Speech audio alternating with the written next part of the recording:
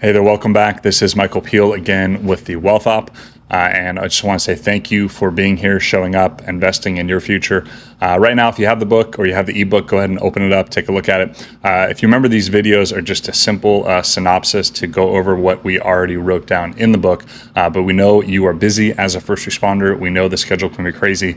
So we want to put together a quick kind of synopsis video, 3 to 5 minutes. Hey, what's the chapter about? So that way, when you do have time, you can go back and read through it. So today we're going through chapter 6. And chapter 6 is titled Income Planning and Creating a Financial Draft. One of our first bullet points, income first investing mindset. So we're focusing on generating monthly cash flow and rather than just accumulating assets. The idea here being is that as we generate more cash flow, and cash flow is critical because you can generate cash flow while you are sleeping, not while you're at work, not while you're trading time for hours, but that cash flow will then lead to the accumulation of assets. So it's really the order of operations. We're not just focusing on accumulating assets that could take lengthy periods of time to appreciate, may not always cash flow right away, etc. The goal is cash flow, and cash flow will lead to those assets. Then we talk about the 3 core uses of money. So spend, save, and give. Absolutely critical. Yes, spend. Each should be planned in alignment with financial goals. So spend, save, and give. We dive into how those can be implemented into your financial plan, why they are important. And yes, we have give on the end of that. It is important to give back and to help. Once you're in a healthy place with your finances, it'll be giving out of abundance, which is a good feeling. Retirement is about income, not net worth. We talk a lot about being how to live the life you want to live.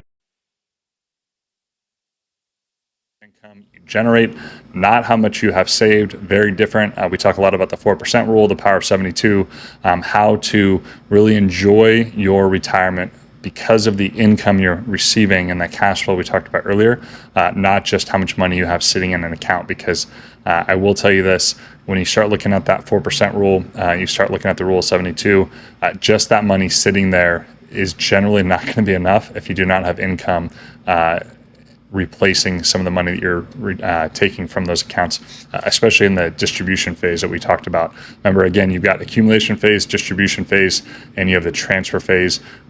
In the distribution phase, things that worked well for you in accumulation generally work against you in distribution. So it's all putting that as part of our plan, part of why we have the Wealth Op, and then implementing the strategy. So we talk about the importance of a financial draft, structuring assets strategically to produce income in all market conditions. Again, back to that income keyword, cash flow, asset positioning for retirement, balancing fixed income sources like pensions with market-based assets.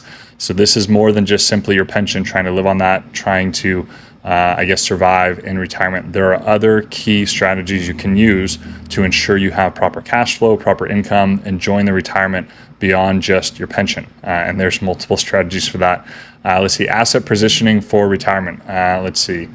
We talked about this, balance fixed income sources, market-based asset. Yes, the risk of reverse dollar cost averaging, poor withdrawal strategies can deplete wealth too quickly. So I don't know if you're familiar with the term dollar cost averaging. You generally hear it kind of in the investment world, buying, let's say, a certain amount of dollars of an equity security or an asset in the market over a period of time. So generally, the average and price in which you bought the asset is displaced over a period. So it's not like you necessarily bought it at the high or at the low. It kind of averages it out. So think about that same strategy on the back end. When you are pulling money from your accounts, you want to make sure you're pulling the right money or dollar cost averaging on the exit, because that'll avoid you taking your massive gains and just completely depleting them. And more importantly, when you have some of those losses, we're not just going to pull that money away before it has the time to rebuild and recorrect.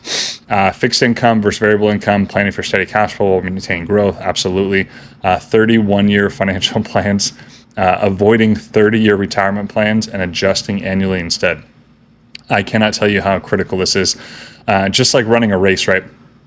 We talk about this NASCAR strategy, drafting, etc., making sure that assets kind of build and grow on top of one another and behind one another.